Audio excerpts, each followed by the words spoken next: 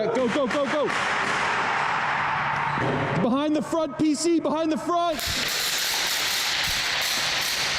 What does it take to build a major police force from the ground up? We do things that I've never done in my career. That is our culture. It was an extra challenge when the municipal government changed. I know the RCMP have been here for a long, long time. I knew resistance would be very high, and I knew that it was going to be a very uphill battle.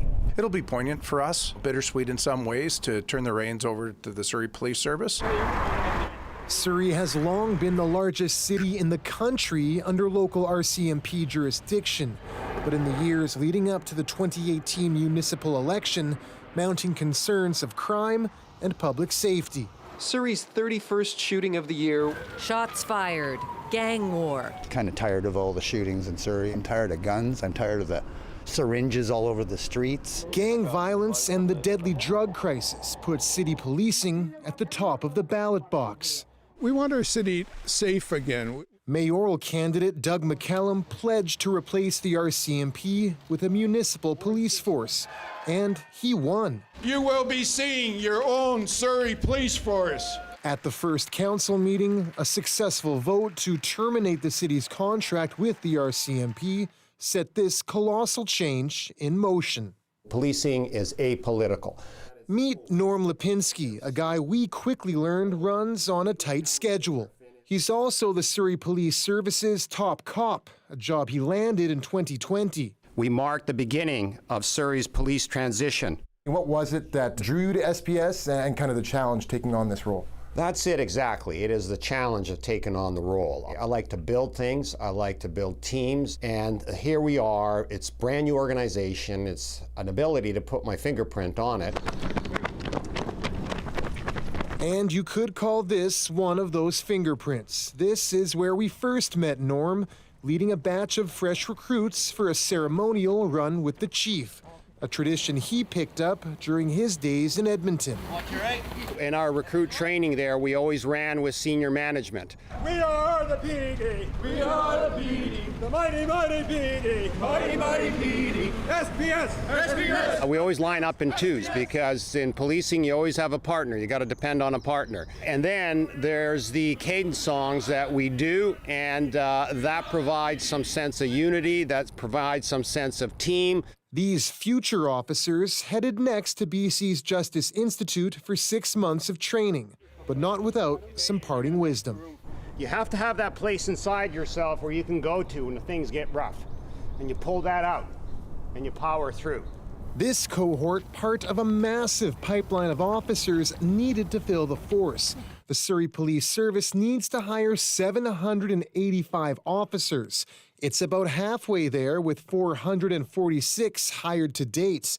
The bulk of its recruits are experienced officers. I was initially brought on by the Vancouver Police in 1998. I've worked for the RCMP as well as municipal policing. I joined the RCMP back in 2002, and my first posting was in fact Surrey, British Columbia. That I'll be faithful and bear true allegiance. First, officers are sworn in. Switching organizations is a tough choice. I thank you for joining the SPS. And you're going to be part of history coming up November 29th. Then 6 weeks of orientation and intense tactical training.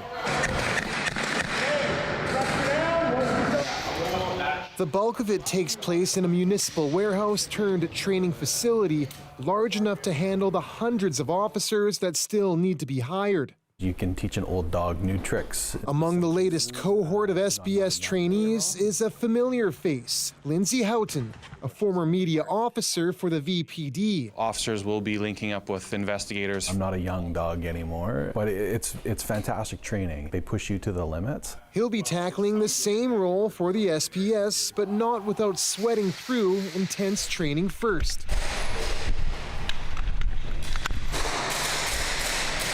There's one-on-one gunfights. Simulations of officers attacked while in their vehicles. Walls are put up to mimic calls into tight buildings. And then there's actors. They haven't seen her for a day. Sam Grantham, a former officer in Port Moody, called to a jumper on a bridge. It's not going to get any better. I don't want you to quit. Will you come with me? Just come off the bridge. Grantham is joining the SPS mental health team. Did you pick up any triggers? The parents? Yeah. She spent years in a similar unit in Port Moody. That's where my heart is, helping people in crisis. People don't call the police when they're having a good day. They call us when they need help. So it was a great opportunity to get back into working specifically with people that are in crisis. You lead us. Are we following you? No. Dylan Emery is a Surrey RCMP convert recruited by the SPS. I had friends in the Surrey Police Service who'd moved over from various agencies. I'd been watching sort of the climate over there and the excitement level building. I think they reached out to me. It did come a little faster than I had expected, so there were a lot of quick decisions being made. 80% of SPS officers made the jump from other agencies. Many veteran officers of more than 2 decades. Surrey Police Service, I think, is probably going to be the most experienced police agency in all of Canada, simply because you were able to bring over people that had finished their careers as senior officers. They can double dip. That's, be right up front. You're going to get your pension, and a police pension is a pretty good pension. That's one of the reasons why the jump made sense for Inspector Chin Lee. By the time they started hiring, I had about 25 to 26 years of service. And with the RCMP, after 25 years, you can retire with an unreduced pension. Lee, a Surrey resident himself, takes us on a ride along. He became a Richmond RCMP officer at just 20 years old. Starting your policing career at 20, having to attend these domestics where the people that you're dealing with are in their 40s, and trying to relate to them was nearly impossible. Lee joined SPS in 2021, a year before everything flipped upside down. In 2022, mayoral candidate Brenda Locke campaigned to stop the police transition, citing ballooning costs and lengthy delays. I'm very confident it is not too late. And she won. Locke's council voted to scrap the transition.